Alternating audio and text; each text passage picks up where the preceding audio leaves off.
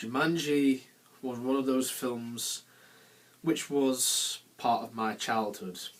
It was another one of those that I watched over and over as a kid. It came out in 1995. It starred Robin Williams, and this film is about a board game, and things happen with this board game. Things come to life, and it's really taken literally. It's not a board game like Scrabble or Monopoly or anything like that. There is a lot of shit that goes down in this film. So you have this kid, Alan Parrish, who's like a young Robin Williams. Obviously it isn't Robin Williams when he was young, but you know what I mean. He finds this board game in this construction site. He takes it home.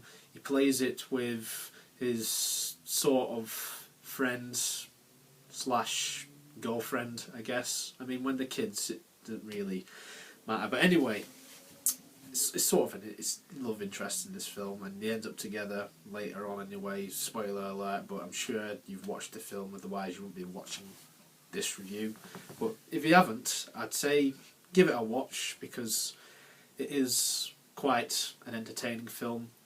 What happens is lots of bats come out from the fireplace and things like that. Alan Parrish gets sucked into the board game, and then there's a time jump. We are taken from, I think, the 1950s or 1960s. I think it was the 60s. I can't even remember now. It's one of the two. And then we end up in the then present day 1995, which seems like a long time ago. I mean, it's 24 years ago now. I'm 24 myself, so it was pretty new back in the day, like when I was born. This. So anyway, we're in 1995. New family moves into the house where all of this shit happened, and it's a young Kirsten Dunst, who of course went on to play Mary Jane Watson in the Sam Raimi Spider-Man trilogy, and we have the little kid, who I always used to call Little Wolverine, seeing as what happens to him towards the end of the film. And we get, like, I think it's their aunt, she's a total bitch. One of the other supporting characters you see throughout the film is the policeman, and all sorts of things happens to his police car, and it's due to the board game. The new kids find the board game because they hear the drums upstairs in the attic. They go to investigate, they start playing the game using the dice, and it ends up being monkeys start turning up, a lion turns up. I always thought that the lion looked really fake. I remember as a kid thinking that the lion looked really weird. Of course, through time, I realised that, of course, it wasn't a real lion, and it's just CGI. But I suppose for the time, it looked alright. 1995 CGI was a little bit hit and miss here and there. You take a film like Toy Story, for example. I think it was an absolutely exceptional film, given it was the first ever fully CG animated film that we ever got. When you look at it now, it's a little bit dated, but you've got to think, for the time, with all the technology that everyone had, it's absolutely astounding what could have been done with the resources which film studios had. So same goes for films like this, Jumanji. The lion, a little bit unconvincing these days, but I suppose back then it was the best we could have got. So yeah, looking at it now, a little bit silly, the lion, and same goes for all the monkeys and things like that. You could tell what is CGI, what isn't CGI. And it's then when Robin Williams gets released from his imprisonment in the game, and he's fully grown Robin Williams now. He is Robin Williams. Got the full beard and everything, and yeah, I'd probably say it's one of his most iconic roles that he ever played. I mean, he played loads of iconic roles during his career, but I'd say this one was a pretty good one. It was a big part of my childhood.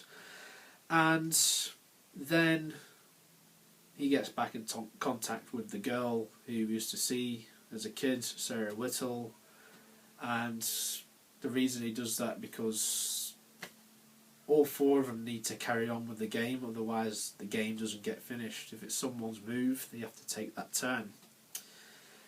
And for the rest of the movie, basically they take their moves, but all sorts of things happen.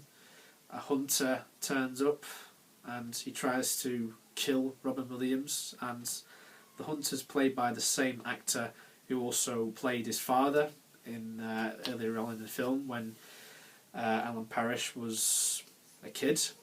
Sort of like a Peter Pan, Captain Hook moment there. We end up with loads of animals coming out of the board game. We end up with everything getting flooded. The guy's police car keeps getting ruined either by monkeys or by whatever tentacles coming out of trees. All sorts of shit happens, and it's all like jungle themed.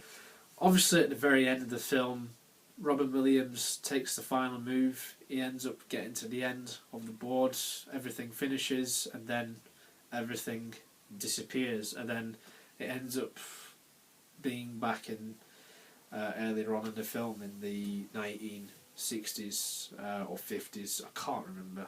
It was one or the other.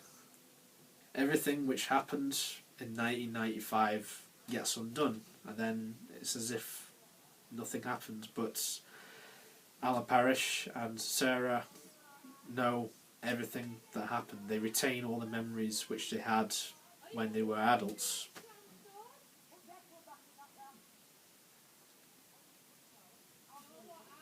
Bit of a domestic going on outside. Seems to happen quite a few times here, doesn't it?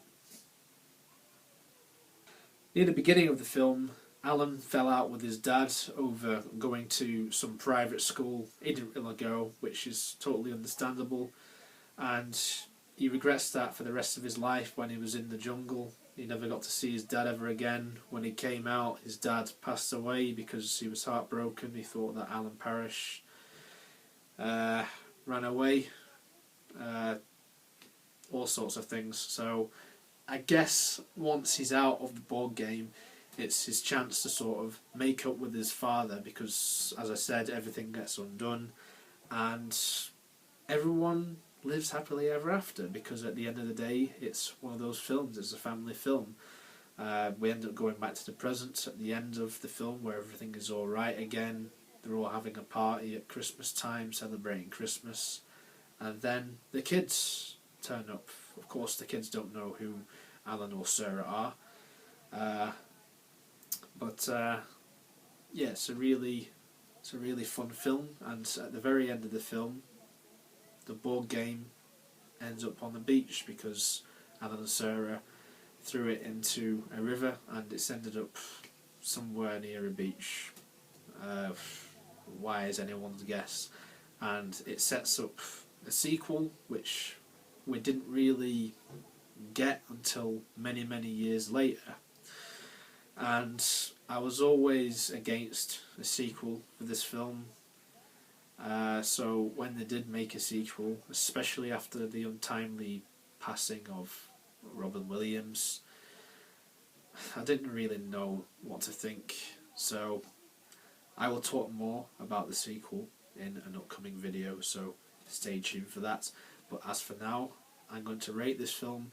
I'm going to give this film an 8 out of 10. I think for the time it really engaged with me as a child. It's not a perfect film by any means. There's a few things in it which I think are a little bit dated, and some of it just completely go over my head, but for what it's worth, it was a very good family film. So if you haven't seen it, I'd say it's worth checking out.